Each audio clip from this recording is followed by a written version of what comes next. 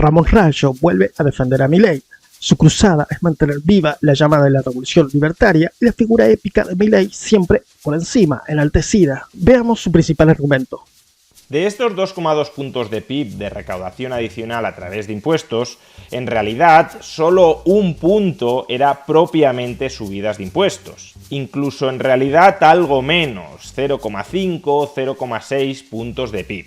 ¿Por qué razón? Pues porque, como ya explicamos en un vídeo anterior, el vídeo en el que detallamos este plan de ajuste, en realidad la subida del impuesto país no es más que una reducción del subsidio que reciben los importadores cuando compran dólares a un tipo de cambio oficial que está bastante por debajo del tipo de cambio de mercado. Si hoy un argentino quiere comprar dólares al tipo de cambio oficial, ha de pagar aproximadamente 1.200 pesos. En cambio, si lo compra a través del Banco Central, ha de pagar unos 820 pesos. Pues bien, lo que hace el impuesto país es incrementar el precio que ha de pagar cuando lo compra a través del Banco Central, de aproximadamente 820 a alrededor de 960. Aún así, sigue siendo un tipo de cambio subsidiado frente al de mercado, pero se reduce la magnitud de ese subsidio. Y como también explicamos, la subida de las retenciones a las exportaciones, que sí son un impuesto, habría sido en realidad un incremento fiscal sui generis. ¿Por qué razón? Porque al mismo tiempo que se habría decretado esto, Javier Milei también ha devaluado el tipo de cambio oficial. Lo devaluó desde alrededor de 400 pesos por dólar a 800 pesos por dólar. Y los exportadores no solo están obligados a pagar retenciones sobre sus ingresos en dólares, sino también a vender los dólares que ingresan por exportar al tipo de cambio oficial. No exactamente al tipo de cambio oficial, pero sí a un precio que referencia el tipo de cambio oficial. Con lo cual, al devaluar de 400 pesos a 800 pesos, los exportadores han pasado a recibir por cada dólar que están obligados a liquidar en el Banco Central, han pasado de recibir 400 pesos a recibir 800. Por tanto, aunque les subieras las retenciones, los pesos que recibirían por dólar después de aplicarles la retención y la liquidación seguirían siendo más que antes de la devaluación y de la subida de las retenciones. Por consiguiente, y en resumen, la subida del impuesto país en realidad no es una subida de impuestos.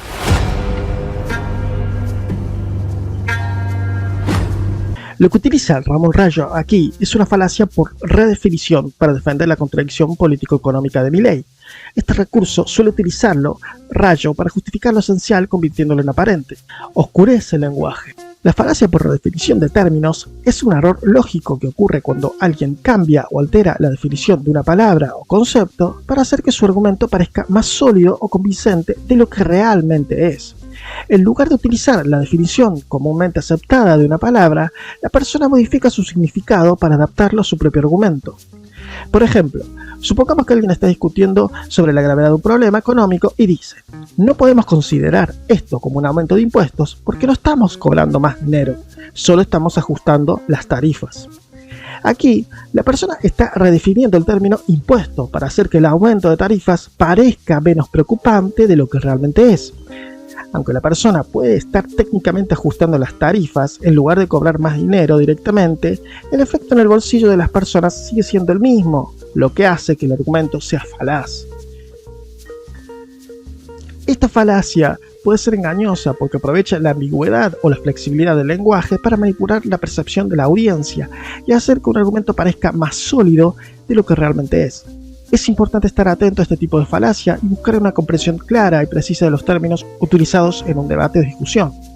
En realidad, el impuesto país, si bien es cierto que es una subvención y no un impuesto, sigue siendo en términos de la doctrina libertaria una intervención en la economía, algo que todos los libertarios atacan de forma sistemática desde hace décadas.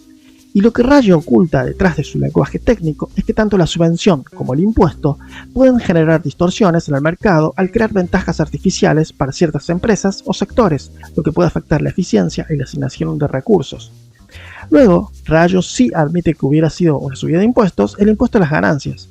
Uno puede interpretar que no las va a haber gracias a que los gobernadores de Juntos por el Cambio, especialmente los de la Unión Cívica Radical, han conseguido doblegar a un Javier Milei hiperlibertario que quería multiplicar los impuestos, y ellos han tomado la bandera ahora del liberalismo impidiendo que Milei suba los impuestos, o también puede interpretar uno que quizá todas las subidas fiscales que había planteado Javier Milei formaban parte de una opereta para, en las negociaciones en el Congreso, que tenían que darse sí o sí, cederles a los gobernadores de Juntos por el Cambio algo de carnaza en forma de retirar aquello que originalmente Javier Milei no quería incluir en la ley de bases y puntos de partida para la libertad de los argentinos, es decir, las subidas de impuestos. Es decir, que puede que originalmente Javier Milei quisiera incumplir de manera clara su compromiso electoral de no subir impuestos y que ahora los gobernadores de Juntos por el Cambio lo hayan forzado a mantenerse dentro de los parámetros de sus compromisos electorales, o puede ser que hayamos estado ante una brillante táctica negociadora de Javier Milei para conseguir que con muy pocos diputados de su partido, de La Libertad Avanza, una de las liberalizaciones más profundas de la historia de la Argentina termine saliendo adelante a cambio de no subir impuestos.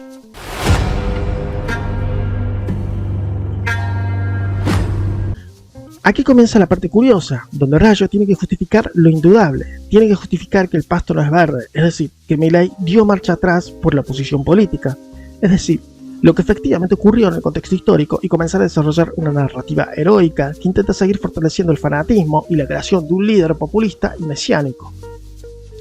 Aquí Rayo sugiere que prácticamente esta fue una estrategia de Milei para no tener que subir impuestos. Desmenucemos el razonamiento. Milei sacó esta ley para que no sea votada, y de esta forma enarbolarse y defender el patrimonio privado al quitar subvenciones y retenciones y no subir impuestos.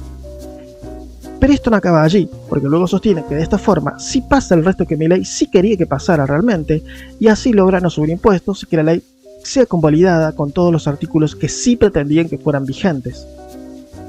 ¿Cuáles son esas cosas que sí quería Milei y que a Rayo le saca una sonrisa? Lo veremos en unos segundos, pero antes reflexionemos. Cabría preguntarse, si ese era el objetivo real, ¿no es más fácil no proponer subir impuestos y quitar subvenciones y quitar los pagos a la exportación? Parece que la lógica libertaria termina siendo más rebuscada de lo que uno puede pensar. Esto es como decir que el delincuente no quiso robar, en realidad quiso que la policía lo detuviera para que así no se robe. O es como decir que el asesino serial quiso que lo atraparan, así no asesinaba. O el chico que se roba las galletas quiso que lo atraparan, así no comía galletas. Igualmente sigue siendo más racional que en realidad Milei necesitaba alcanzar el déficit cero, ya sea subiendo impuestos sino quitando subvenciones, debido a que es el compromiso que tiene con el FMI y eso es lo que le permite seguir adquiriendo dólares para dolarizar de un momento a otro. Ahora veamos esta dificultad que tienen los libertarios para hacer una propaganda de libertad cuando se trata de liberalizar y liberalizar. Claro que sí, pero hay la verdad y la verdad.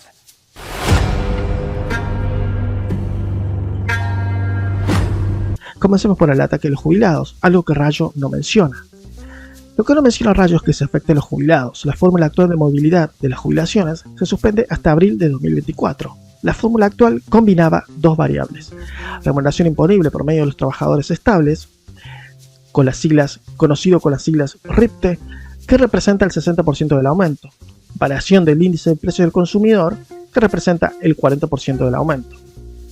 Para calcular el RIPTE se toman en cuenta los salarios de los trabajadores en blanco durante un periodo determinado, se suman todos esos salarios y se dividen por la cantidad de trabajadores obteniendo un promedio. Este promedio es la RIPTE y representa cuánto ha aumentado los salarios en general. Como es el 60% de la torta, significa que tiene una gran influencia en el aumento final de la jubilación. En cambio, con Milei, los jubilados pasan a tener aumentos de acuerdo a la inflación, lo que significa que es un aumento que mantiene ya el bajo poder adquisitivo mermado por la enorme devaluación de diciembre. Extraño que ninguno de los influencers que dicen preocuparse por una revolución que nos beneficie a todos no mencionan este detalle.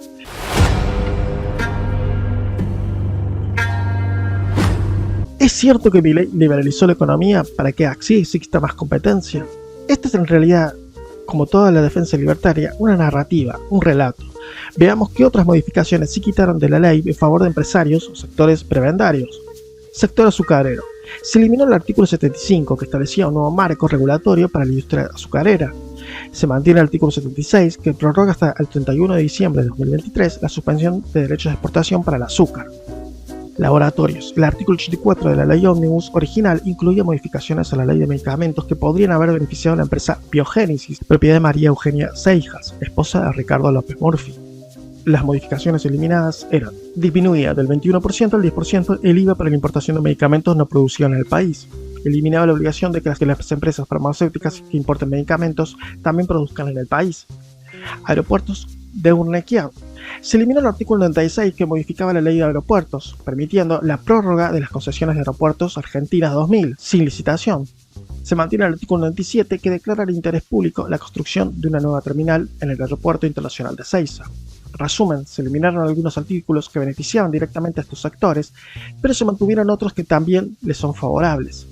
Y este es solo uno de los aspectos más destacables. Todavía queda un agregado de la ley Omnibus que seguramente Rayo dirá que fue una jugada maestra de Milei que tira por la borda todo lo dicho.